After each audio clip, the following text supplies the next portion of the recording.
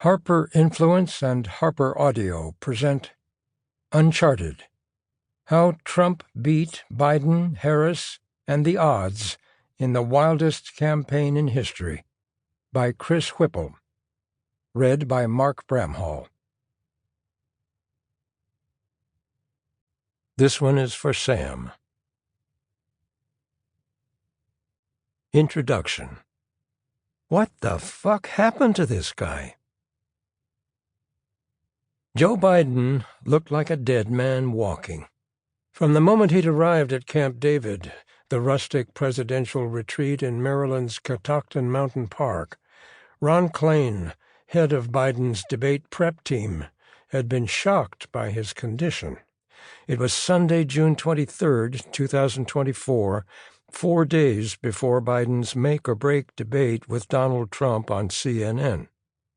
Sitting with him in Aspen Lodge, the presidential cabin, Klain was struck by how exhausted he was, and how out of touch with his own campaign. He didn't know what Trump had been saying, and couldn't grasp what the back and forth was, Klain recalled. The president abruptly announced that he needed to get some sun.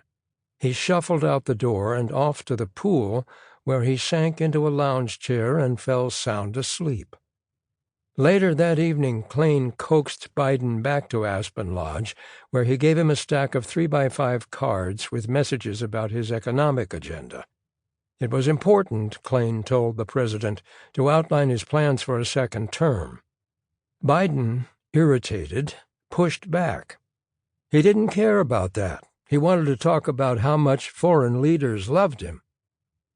Lately, Biden had been obsessed with the opinion of foreign leaders.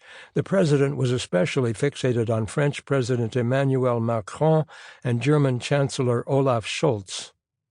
"Well," he told Klain, "these guys say I'm doing a great job as president, so I must be a great president."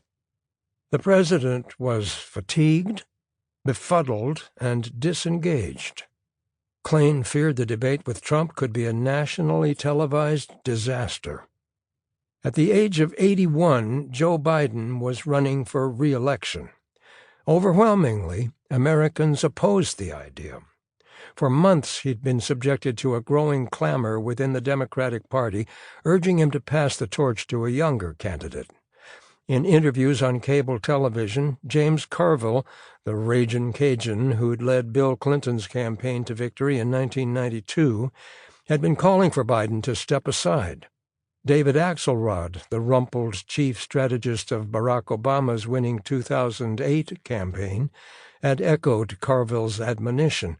The stakes were too high in 2024 to risk everything on a candidate who was well beyond his prime.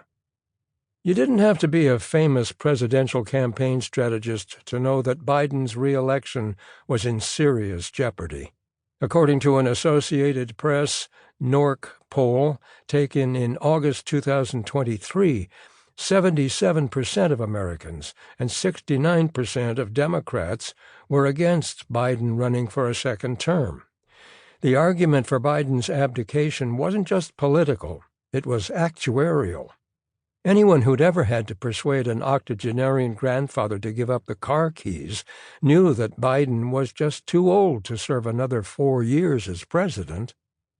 But Joe Biden was having none of it, and neither was his inner circle of family, friends, and advisers. Despite months of public opinion polling that showed Biden losing to Trump in the critical battleground states, they were all in on his bid for re-election. Their reasons were both understandable and troubling. On the one hand, Biden's true believers had reason to doubt the naysayers. They'd been wrong before. During the 2020 Democratic presidential primary, the experts had pronounced Biden politically dead after he placed 4th in the Iowa caucus and 5th in the New Hampshire primary.